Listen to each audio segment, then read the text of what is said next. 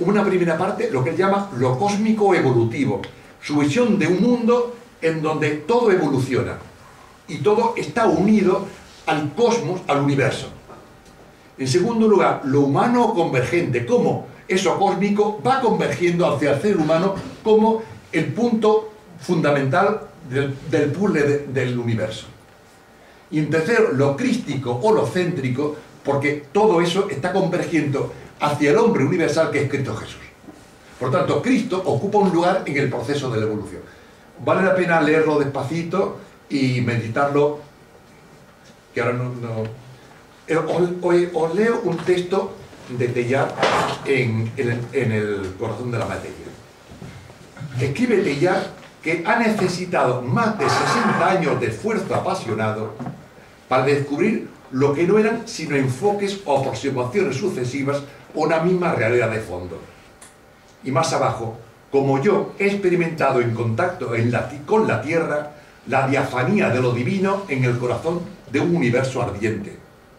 La diafanía o la transparencia de lo divino en el corazón de un universo ardiente. Lo divino resplandeciendo desde las profundidades de una materia ardiente.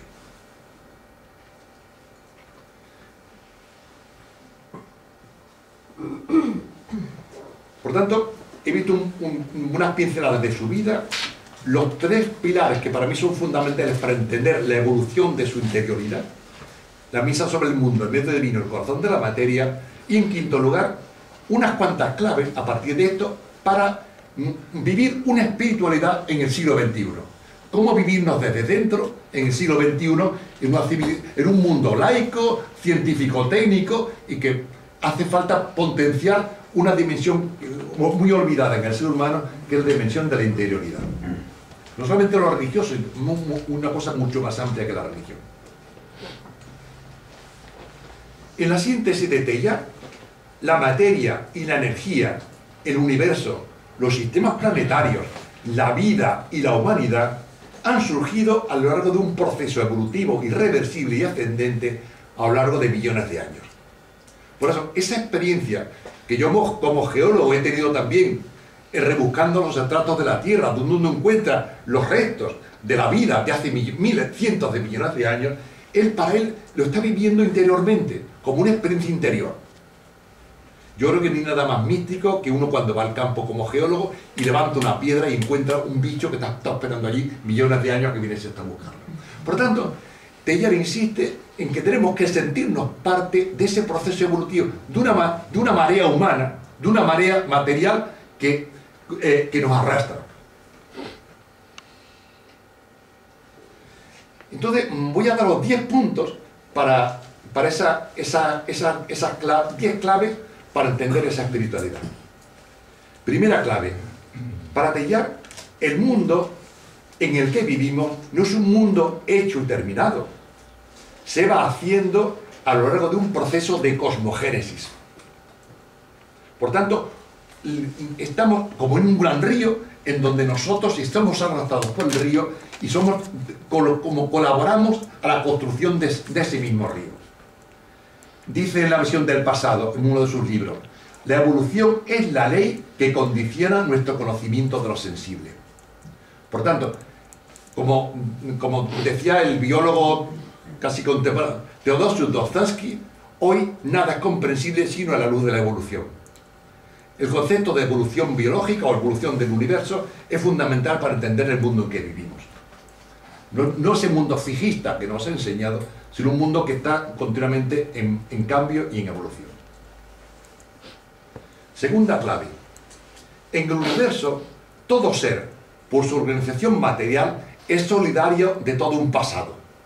Por tanto, nosotros somos solidarios de aquellos que vivieron antes que nosotros, de nuestros padres, los abuelos, y yendo hacia atrás ya, aquellos homínidos, el hombre de Atapuerca, los primates, los mamíferos, vamos hacia atrás. Todos formamos parte, somos solidarios de una historia. Y no podemos comprenderlo sino inserto en la historia. Por tanto, somos hijos de nuestro pasado y hemos de asumir nuestro pasado primate, o nuestro pasado mamífero, o nuestro pasado reptil, para reestructurar todos nosotros para seguir adelante. El pasado nos impulsa hacia el futuro, que decía Teilhard. Tercera clave. Existe en el universo un solo proceso, pero es un proceso cósmico, biológico y espiritual. Al comienzo del universo, el Big Bang, en su tiempo todavía el Big Bang no era un concepto que no había nacido, pero él piensa que el universo tiene un comienzo. En ese universo que comienza aparece una evolución cósmica, la materia va evolucionando, que va convergiendo hacia la vida va convergiendo hacia la mente, hacia el ser humano, y el ser humano, su cumbre es el ser un ser humano espiritual. Escribe en una carta del año 1927: todo converge hacia el espíritu. El mundo, si se me permite decirlo, me parece lanzarse hacia adelante y hacia arriba en dirección a lo espiritual. Por tanto, el ser humano está llamado hacia algo superior a él, que es el espíritu. No quiere decir nada de religioso, sino simplemente algo que nos trasciende y que hace que el ser humano se expande y se hace vida o solidario de todo el universo. Cuarta clave. Todo lo nuevo que aparece es manifestación de un avance hacia lo divino.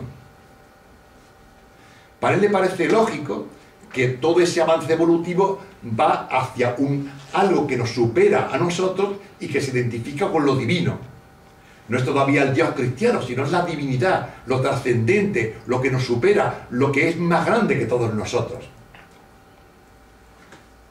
Escribe en el año 1923: el mundo evoluciona en el sentido de una creciente complejidad, a la que responde correlativamente un mayor nivel de interioridad y de conciencia.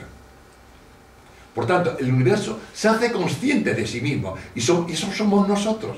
Somos el final de un proceso de interiorización de la materia que da lugar a que nosotros somos conscientes de que somos nosotros mismos.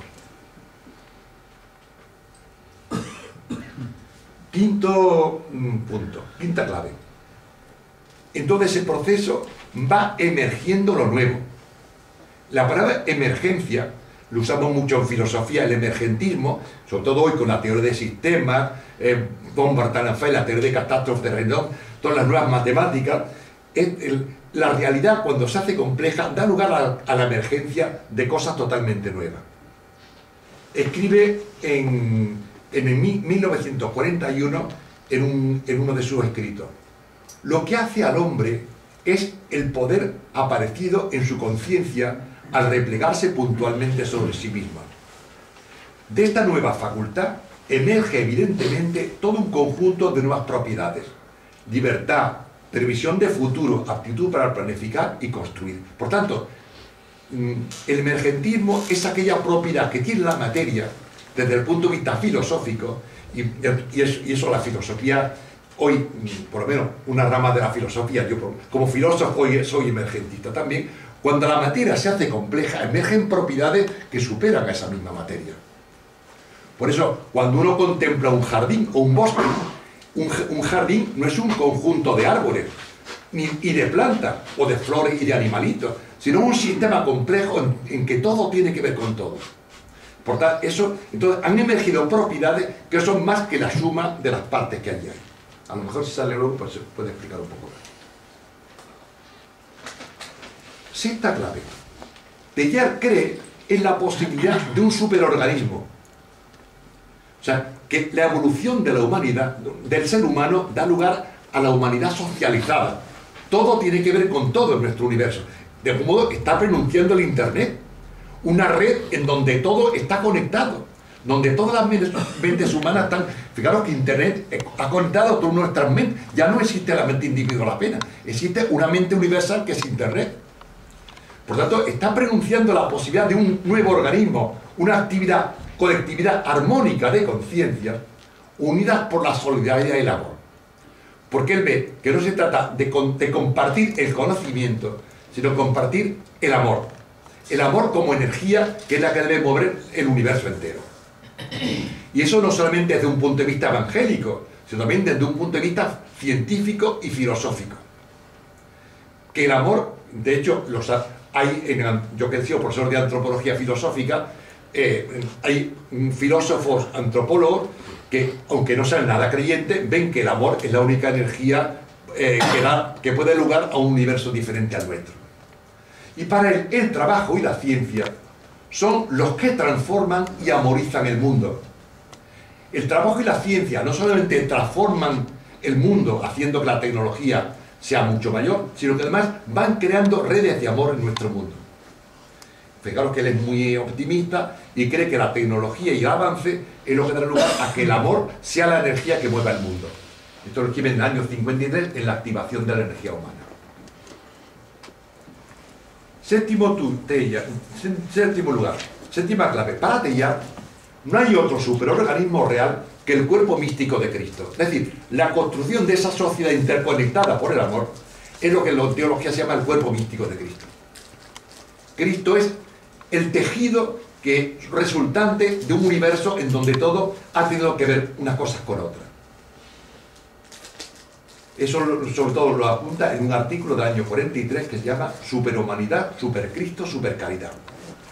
Como en la evolución va dando lugar a que se supere todo lo material para dar lugar a una realidad diferente, que es el Cristo universal, el cuerpo místico de Cristo o el Cristo cósmico. Octavo lugar, todo el esfuerzo y el trabajo y la ciencia de la humanidad convergen hacia un polo único y autosubsistente de conciencia suficientemente mezclado al mundo para poder recoger en sí mismo por unión los elementos cósmicos. Es lo que llama el punto omega. Hacia allá converge todo. Todo converge hacia un final. Eso lo escribe en el año 1948 en Como yo lo creo. Es decir, todo el esfuerzo humano, todo lo que significaba la tecnología, el esfuerzo, entonces en el 48 está trabajando en la UNESCO, como os decía.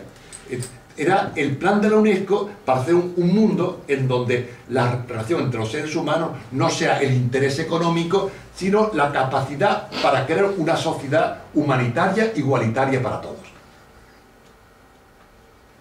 Novena clave.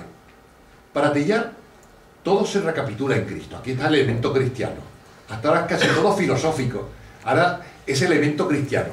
Para Teilhard, ese punto hacia el que va el universo, que para un filósofo será esa sociedad del futuro o la sociedad feliz del futuro, para él es Cristo.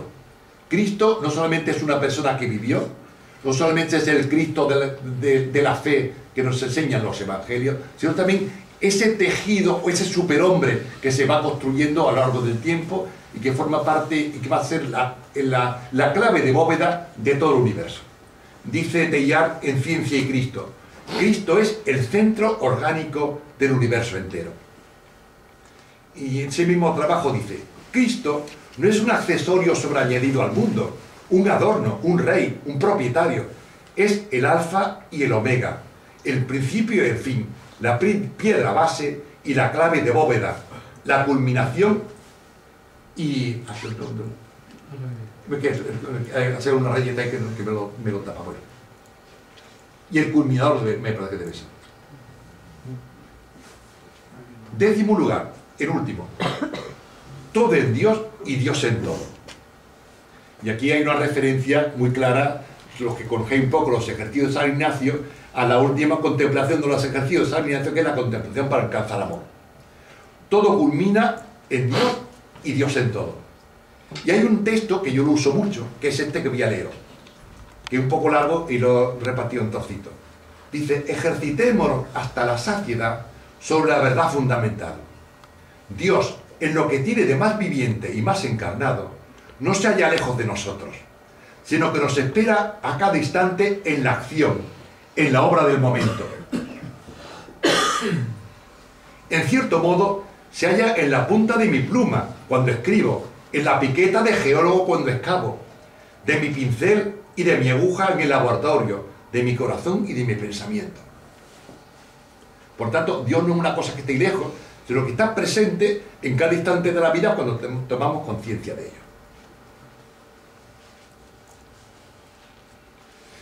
Entonces esto ya vamos completando porque quiero, para que no nos alargamos. Todos estos textos remiten a una imagen de Dios más conforme con nuestro tiempo. La gran un gran avance de Teilhard es que el Dios no es ese Dios de la filosofía que nos han enseñado, sino un Dios inserto en la realidad, en el mundo. Por eso Teilhard insiste mucho en la diafanidad del universo. El universo es diáfano para el que lo mira con fe.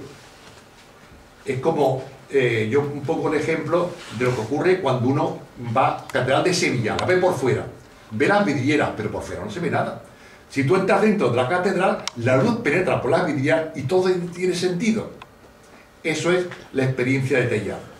Ha entrado dentro de la catedral de su realidad, entonces está viendo que la realidad, el mundo, le está transparentando. Dios, la realidad se hace diáfana y entonces Dios está haciéndose visible para nosotros.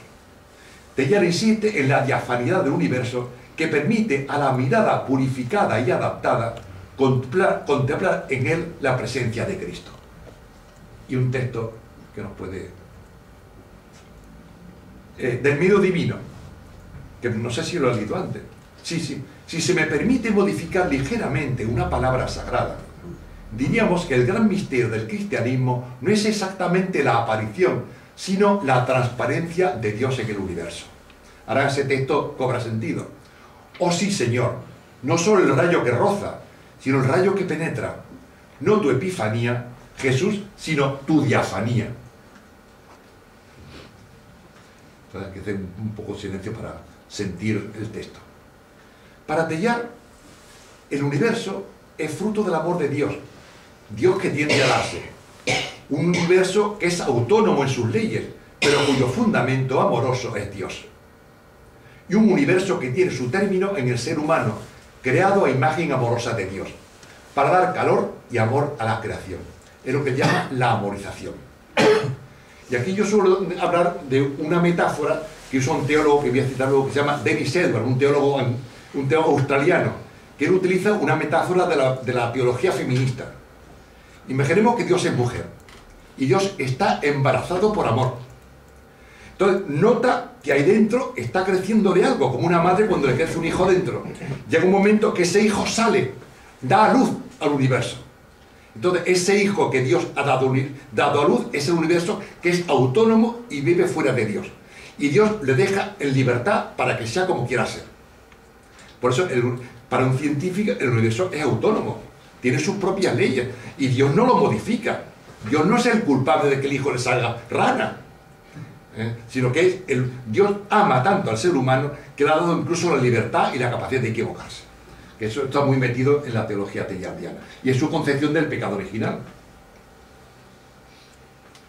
Entonces, para Teilhard, este universo inmenso, el universo es enorme, casi vacío, porque casi no hay nada en el universo, en el que, muy al final de la historia, ha aparecido la conciencia humana en un pequeño rincón de este cosmos ordenado. Nosotros vivimos en una esquinita de una de los millones de galaxias que es la Vía Láctea, y vivimos en una esquinita. Ahí está nuestro sistema solar y nosotros en una esquinita de nuestro sistema solar.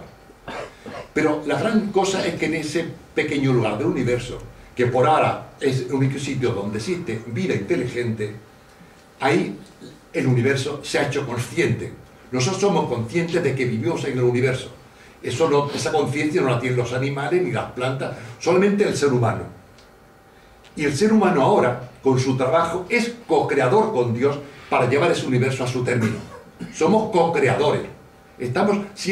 Dios nos ha dado la capacidad de ayudarles a seguir creando el universo. Porque Dios no creó en un momento, sino que Dios sigue creando por el proceso de la evolución. Que luego, si acaso, sí, podemos explicar un poquito más eso. Pues si queréis, esta presentación la podéis encontrar en una página web de SlideShare, que es una página web donde se cuelgan las presentaciones. La he colgado esta mañana, para que estuviese fresquita, porque terminé esto de hacerlo esta mañana. Y ahí, el que quiera, pues puede encontrarlo y demás lo puede encontrar también en el programa. Entonces, si buscáis en SlideShare mi nombre, que tengo mi página web, y ahí buscáis a Teilhard ahí dentro, pues ahí encontráis, me parece que son como 80 y tantas presentaciones que tengo ahí puestas. Y dicho esto, pues quería algún libro para el que quiera ampliar más. Primero, ahí el libro de Dennis Edwards, El Dios de la Evolución, que es el que tiene la metáfora esta del Dios Madre que da luz al universo.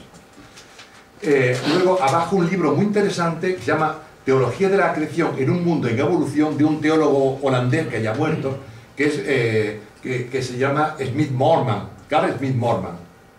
Luego lo he puesto en el centro porque es un libro que he escrito yo que se llama Teilhard en mi corazón, que se lo podéis bajar gratis de internet.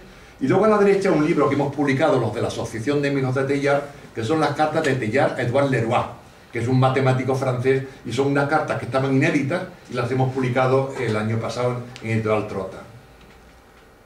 Y también otros libros que os recomiendo, que lo tengo aquí, que además se los voy a regalar aquí a los del Movimiento Cultural Cristiano, que es Orar con Pierre Teilhard de Chardin, que son 15 meditaciones inspiradas en textos teilhardianos. En el centro 3, uno de Leonardo Boff, que es sobre el Cristo cósmico. El de la derecha grande, que es un libro de un teólogo anglicano, que se llama La obra del amor, que es un libro precioso, que está en Verbo Divino, y luego un libro que la tenemos en francés sin traducir, que se llama Le Rayonnement d'une amitié, que son cartas de Teilhard con unos amigos suyos. Y ahí estaba otra vez el Teilhard en mi corazón, que os decía antes, que como tenía un hueco lo he metido otra vez. Y ya con esto pues ya termino, y ahora ya si queréis pues podemos compartir alguna cosita.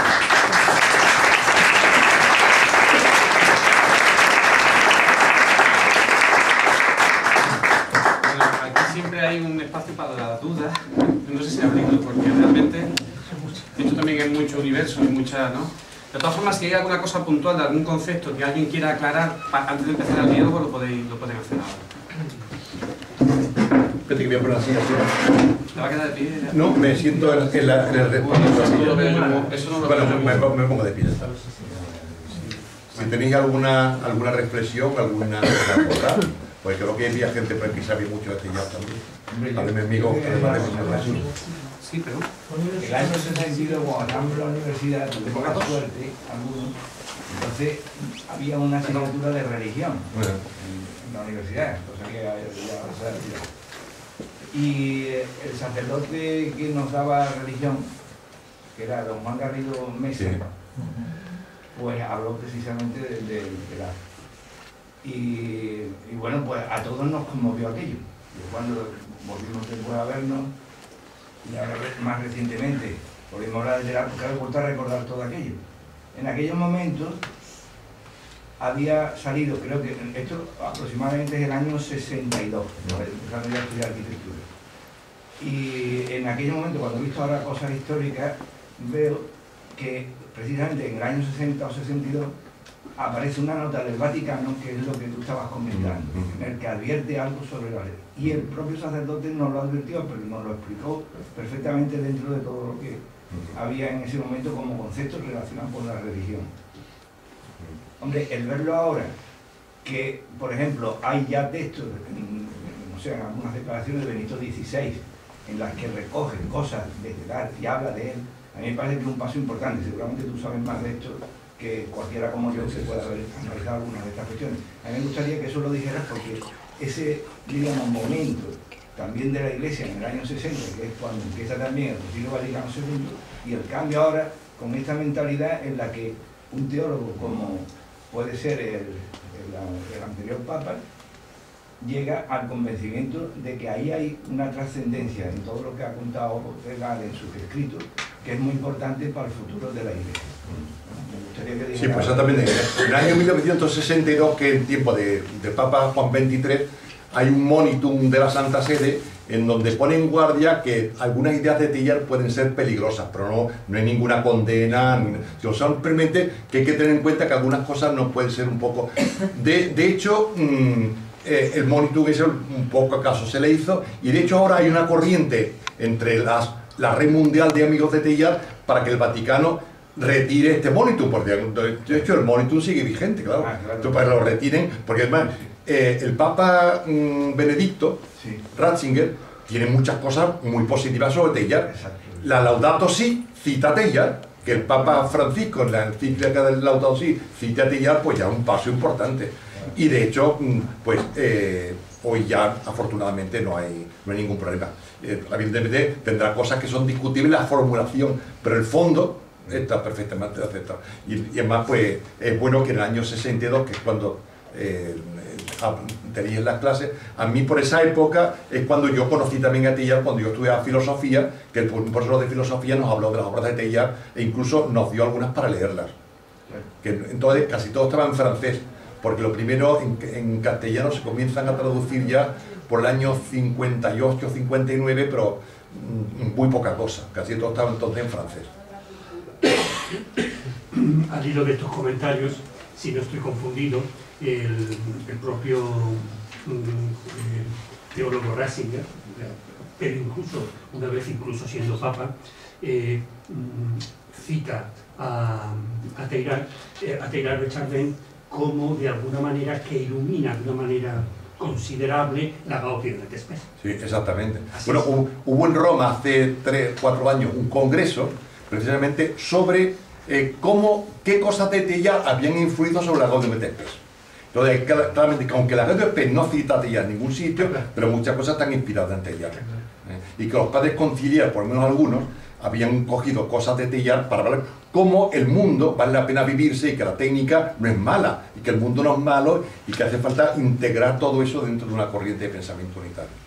Yo creo que es, si me permite, la espiritualización de la materia. Exacto. Es decir, yo creo que su lenguaje novedoso, absolutamente diferente, desconcierta, como siempre, lógicamente quizás a personas honorables, pero que les cuesta trabajo aceptar y armonizar lo que es la ciencia, como muy bien ha dicho usted anteriormente, que funciona con sus propias leyes, con sus propios fundamentos, y que, de alguna manera, eso está, lógicamente, con un principio y un fin.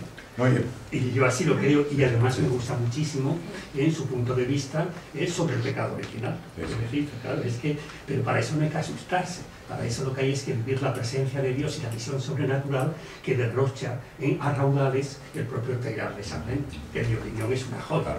Ahí utilizo un concepto que es el concepto de materia, que lo usaba el PowerPoint y lo usa mucho. O sea, la materia no solamente para hablar de materia, habla materia como distinta del espíritu. Es todo aquello que puede ser percibido por los sentidos. Eso es materia. La vida, la historia, la realidad,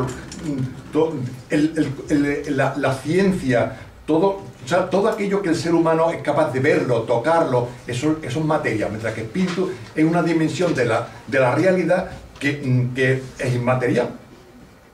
Por eso la materia es una cosa mucho más amplia. Bueno, yo creo que ya ha pasado la fase de dudas, ya el diálogo abierto. De todas formas, en función de cómo vaya el diálogo, pues os pediría que fuerais más o menos sintéticos en vuestras aportaciones. ¿Hay alguna palabra pedida?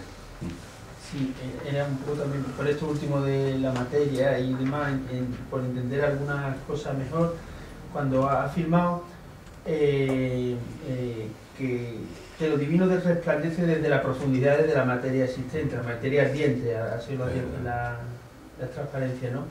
Entonces era cómo resplandece lo divino desde la materia ardiente en Teilhard, es decir, qué características tiene ese resplandor concreta, ¿vale? Esa es la primera pregunta. Y después, como científico, no como teólogo o como filósofo, como científico, bueno, posiblemente no puede vivirse lo único que es Teilhard, pero cómo llega él a la conclusión, desde qué dato, desde qué evidencia, que no sean revelaciones de la fe, a esa afirmación que ha hecho de que todo converge hacia el espíritu. ¿Y por qué tiene esa confianza para poder hacer esa afirmación? Primero, él usa la palabra materia, pero materia ardiente.